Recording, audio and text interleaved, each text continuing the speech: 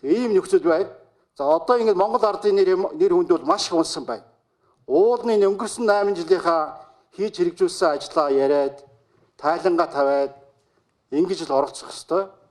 А гэтэл нөгөө нэг улиг болсон, ард түмнийг залхаасан, бухимдуулсан ийм байдлаар орж байна. За нийгэм ч хүлээж авахгүй байна. Ирээтэнгүүд нь одоо унжээ. За тухайн бол харъя л да. Тэр одоо сайн сагсчны төлөөллөөр бол нөгөө нөлөөллийн аргаар үзүүлэх гээд сурчлагаа явуулахад бол нөгөө одоо пэнүүд нь гэдэг юм уу дэмжигч нь хүлээж авахгүй шүү дээ. За дараа нь бол одоо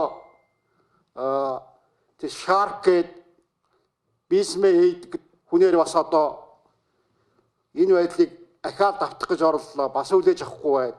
Нийгэм бол за мөн одоо рок попын дуучлаар зүгээр сайхан концерт үзье гэж ирж хахад тэр зүйлийг хийхэд бол нөгөө пэнүүд нь маш их дургуутж байна. Монгол банкны ерөнхийлөгч асангаарч гэсэн янз бүрийн байдлаар энэ одоо эзэнсгийн нөхцөл байдлыг толгойг нь уг хамыг хандсан гэсэн нийгэм ингээ хүлээж авах болжжээ.